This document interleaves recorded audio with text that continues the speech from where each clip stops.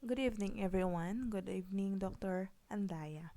Tonight, we're going to discuss about transactional leadership. What is a transactional leadership? It was Max Weaver who discussed or found out with this kind of leadership. When we see transactional leadership, it uses the exchange principle via the system of rewards. In exchange for good and satisfactory work within the agreed time, the manager gives the employee a reward for their performance. This reward can be translated into extra pay, bonuses, or working overtime. There are three components of transactional leadership. First one is the contingent reward. It is a straightforward approach to reward the followers depending on task fulfillment and outcome. In contingent rewards includes bonuses, promotions, recognition, and appreciation for instance. Next one is active management by exemption. It involves controlling and monitoring activities and tasks as well as the performance and outcome in the end. The leader steps in and intervenes at an early stage prompted by signs or problems or failure.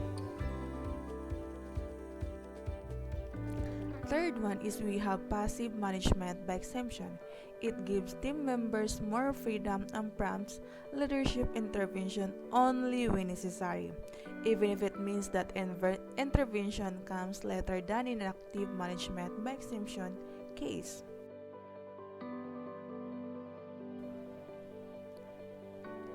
There are advantages of transactional leadership.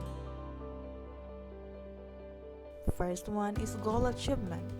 Transactional leadership facilitates the achievement of goals. Most often, companies with transactional leadership have short-term goals in mind, so the results of this type of leadership can be seen right away. Second one is motivation. Achieving short-term goals can boost motivation quickly, and a reward system instantly encourages employees to meet quotas and deadlines and work at their full potential. Third is we have clearly defined structure and rules. In an organization with transactional leadership, every facet of department is clearly defined from top to bottom. As an employee, you know your specific role and what's expected of you at all times. This removes the ambiguity of similar positions within the company, while also eliminating the duplication or overlap of work between co-workers. Fourth, we have effectiveness. When we say effectiveness, this type of leadership is highly effective in well-established businesses or young organizations because it favors universal processes and structure. In addition, this direct approach can identify problem areas in existing processes or employees who may not be the right fit to achieve the company's short-term goals. Next is last one is a measuring stick for success. In some companies, success is not easily defined. Transactional leadership sets out simple, clear goals and guidelines. To this effect, either employee hit the goals laid out for them or they don't. This measuring stick for success can help the company fine-tune its processes or increase the reward and punishment for employees. So there are also disadvantages of transactional leadership. One is focus on short-term goals.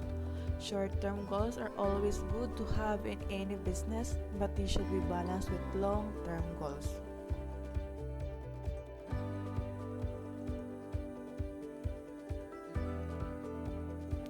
Second is limited innovation and creativity.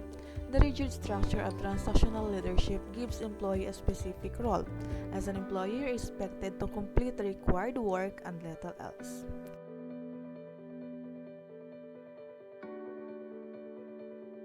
Third is we have low morale.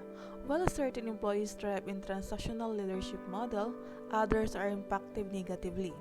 Employees may suffer from low morale and or only perform enough to avoid being fired.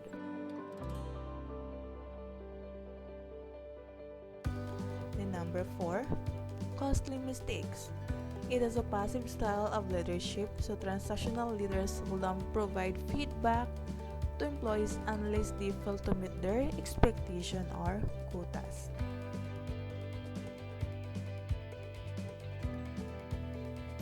Fifth one is lack of motivation.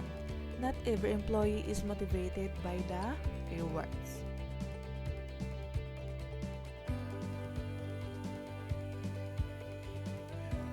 And then we have also turmoil among subordinates. Transactional leadership can often turn subordinates against each other. Instead of working as a team, individual may steal leads or sales from other employees to meet their quotas, creating turmoil throughout the office. And over-reliance on the leader.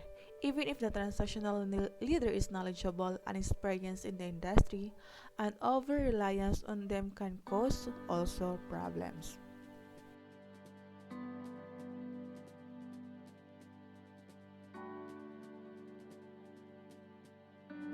To be to best fulfill the characteristics of a transactional leadership and get going, the following enablers can be useful to have in place.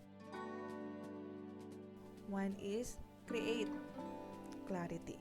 A transactional leader should have a clear plan for how tasks should be executed. Instructions and tools should be available to enable transactional efficiency. The leader should be clear on the resources needed and how rewards and punishment will be distributed. Rules on how to behave, how not to behave, connected to consequences. Good and bad must be made available together with additional guidelines and policies. Second one is implement a system for measurement. A system should be in place to ensure that employees know what to do and what they are doing, what they are supposed to do and when they are supposed to do it. Employees should therefore be closely monitored so that the leader can have as much information on progress and output as possible. Knowing this is essential to ensure the proper and just distribution of the rewards. Next is ensure communication. Transactional leaders should effectively communicate their expectation to their employees. This may mean hosting weekly progress meetings, sharing output and productivity measures on an online platform, or whatever works best for the unique needs and preferences of the business. The whole idea is to create as much clarity as possible and communicate well with the team members so that they know what to do, when to do it, and what to expect as a result of their action. So, that's the end of my topic. So, thank you for listening.